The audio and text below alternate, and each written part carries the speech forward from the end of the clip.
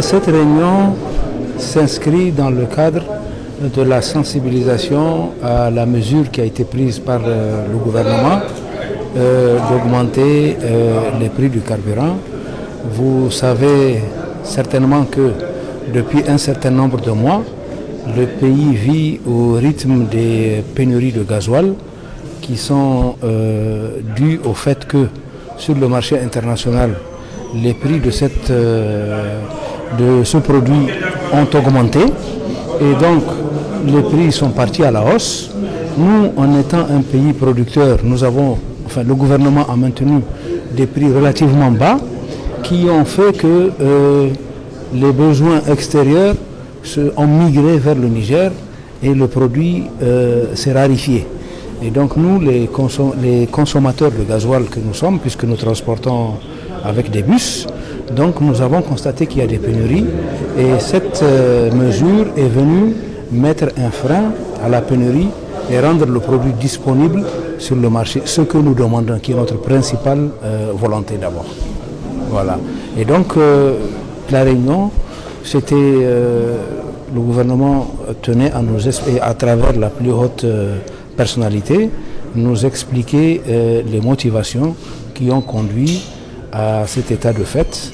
Et donc nos positions sont convergentes sur ce point parce qu'il faut faire en sorte que cette denrée soit présente pour des mesures que vous devinez aisément, la sécurité, le commerce, l'économie. Sans gasoil, rien ne peut marcher.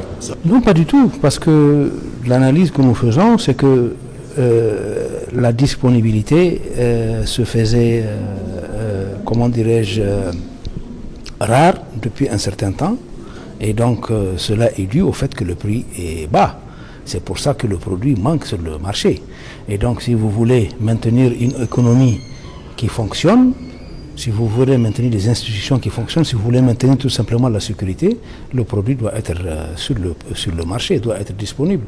Et voilà pourquoi nous, cette décision, nous la validons totalement. Bon, vous savez, aujourd'hui, il y a des tensions mondiales qui font que ce produit est arrivé à la hausse. Ce ne sont pas simplement des décisions qui sont prises au niveau national. Le Niger fait partie d'un ensemble et donc il est soumis aux aléas de tout l'ensemble. Donc là, c'est quelque chose qui s'impose à nous. Nous ne fixons pas les produits du carburant.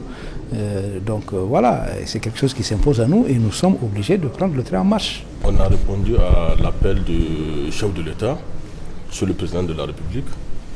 Et ce que je trouve normal quand un citoyen, le chef de l'État vous convoque pour pouvoir vous expliquer des problèmes de la nation, il n'y a pas de plus poli que de répondre à l'appel. Donc, monsieur le président de la République nous a expliqué ce qui a amené l'État à faire une augmentation sur le prix du gasoil. Et il nous a fait tout. Il nous a expliqué ce qui a mené tout ça et on l'a écouté pendant plus de 30 minutes.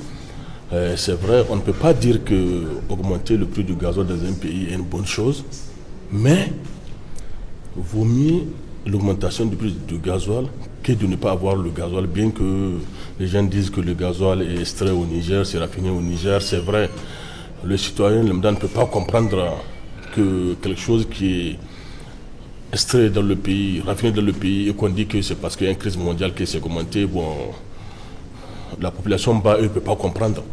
Mais nous, en tant que transporteurs, on peut le comprendre. Pourquoi?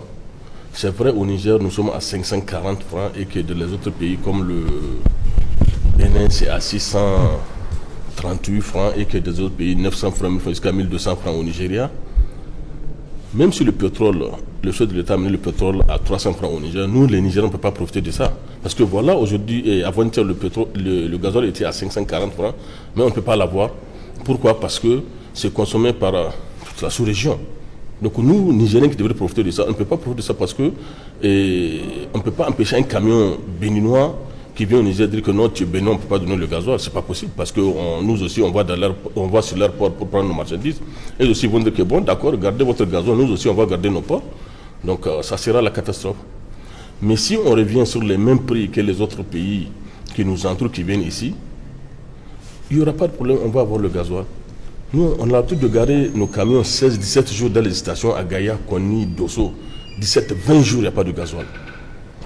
Donc vraiment, et nous, en tant que transporteur, tout transporteur nigérien qui a un camion jusqu'à 100, 120 camions, 140 camions, ne peut pas dire qu'il n'est pas content de ce qui s'est passé aujourd'hui. Parce que pourquoi? Aujourd'hui, tu peux avoir le gazole pour aller faire ton transport. Si le gazole est à 540 francs et que tu vas stationner 20-30 jours dans les stations pour l'avoir, pour aller prendre les bagages, dans les 1 mois, là, tu peux faire 3 tours à Cotonou.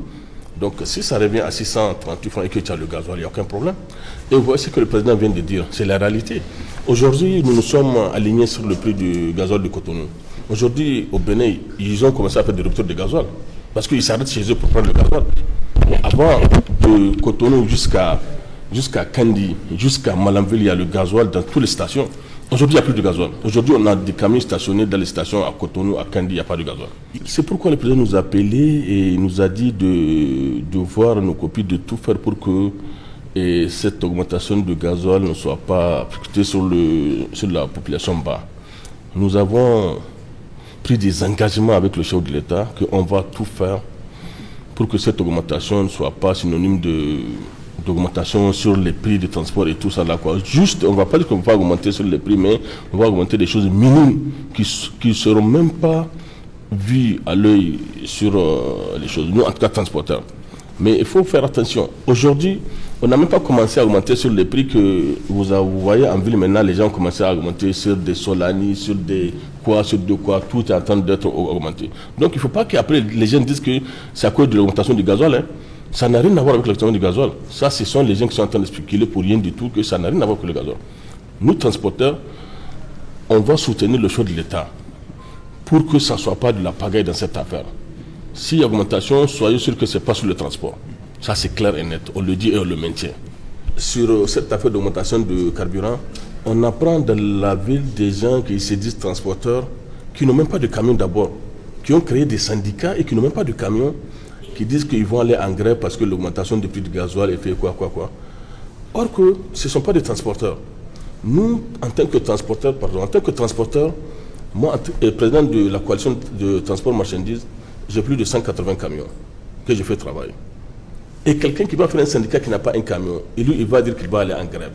Donc, ce qui veut dire que les gens là, ils ne sont pas pour la bonne marche du pays. Nous, c'est nous les transporteurs. Nous nous engageons en tant que transporteurs qu'on va tout faire pour ne pas faire des augmentations des grandes augmentations sur le tarif de transport. Mais pourquoi quelqu'un qui n'est pas transporteur va de côté dire qu'ils ne sont pas d'accord, qu'ils sont transporteurs? C'est ça le problème. C'est pourquoi on veut que maintenant le chef de l'État n'a qu'à voir qui est transporteur, qui n'est pas transporteur. Nous, en tant que transporteurs, nous nous engageons. Nous sommes une coalition de 3 syndicats de transporteurs. 3 syndicats de transporteurs. Et tous les 3 syndicats de transporteurs là, tous les présidents et les membres ont des camions. Et les syndicats qui disent qu'ils ne vont pas s'associer aux syndicats de transporteurs, ce ne sont pas des transporteurs. Ils n'ont même pas de camions. Je le dis, je le maintiens. Je défie quiconque.